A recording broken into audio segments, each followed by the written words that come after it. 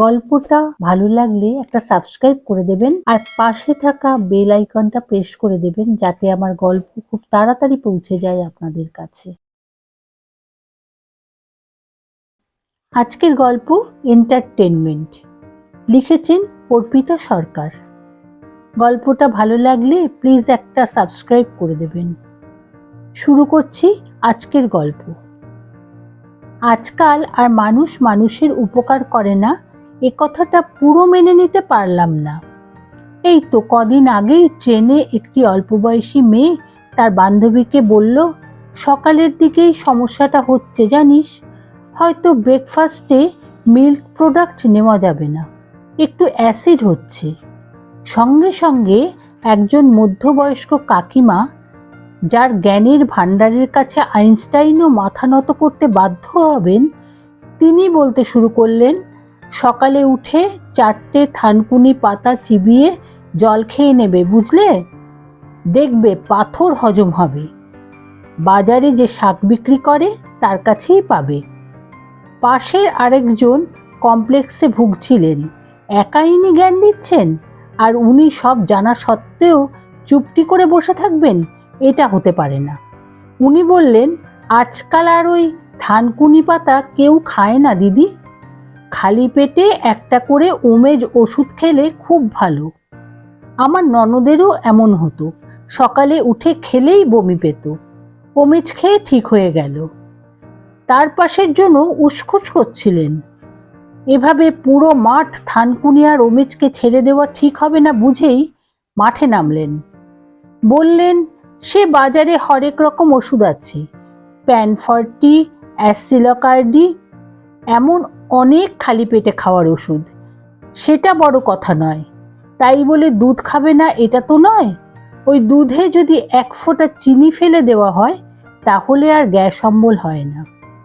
Hawker দাদা দেখলেন এই সুযোগ, অম্বল নিয়ে আলোচনা হচ্ছে আর আমি কিছু বলবো না তাই হয়? আপনারা তো অনেক ডাক্তার দেখালেন, অনেক ওষুধ খেলেন, তারপরেও কষ্ট পান। একবার বিশ্বাস করে এই আমলকিটা খেয়ে দেখুন, 2টো আমলকি 1 গ্লাস জল, চাই চাই খিদে পাবে। এ লাইনে আমি রোজ যাই, ঠকাবো না। যে মেয়েটা দেখলাম বন্ধুকে বলে ফেলেছিল ব্রেকফাস্টে মিল্ক প্রোডাক্ট আর নেব না, সে হেডফোন খুঁজছে ব্যাগ হাতড়ে।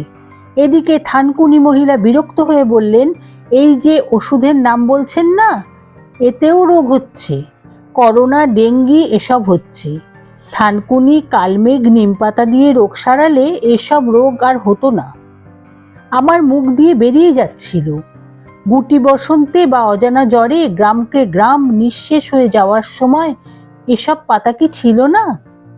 কিন্তু বেশ বুঝলাম, এসব জ্ঞানের কাছে তুচ্ছ মানুষ আমি। হেডফোন কি আমার নেই, নাকি আমার ফোনে অরিজিৎ সিং নেই? চালাতে গিয়ে দেখলাম সবই আছে, শুধু নেট নেই ট্রেনে। ওদিকে ওমেজ আর প্যানফর্টি লড়ে চলেছে। কার ভাসুরের জল খেলেও হজম হতো না সে সেরে গেছে। আরেকজনের খুড়তুতো দেওরের ছেলেকে ডাক্তারেরও তো বাইরে নিয়ে যেতে বলেছিলেন। তখন এই মহিলাই প্যানফর্টি কদিন খেয়ে দেখার জন্য বলে তাকে বাঁচিয়ে দিয়েছিল। বালিতে নেমে গেল দলটা। মেয়ে দুটোর দিকে তাকিয়ে দেখলাম কি সব ফাইলপত্র রেডি করছে। কৌতূহলবশত তাকিয়ে বুঝলাম মেডিকেলের কিছু। জিজ্ঞাসা করলাম, তোমরা কি নিয়ে পড়াশোনা করছো?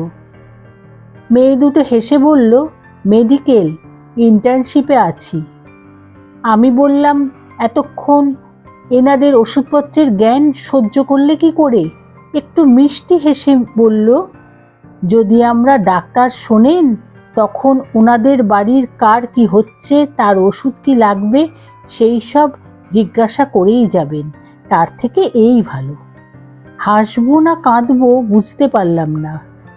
এখনকার ছেলেমেয়েগুলো সত্যিই ভীষণ রকমের ম্যাচিওর্ড, অথবা বাস্তব জ্ঞান অনেক বেশি। তবে এই উপকারী শ্রেণীর কথা ভুললেও চলবে না, এরাই এন্টারটেনমেন্ট, এন্টারটেনমেন্ট, এন্টারটেনমেন্ট।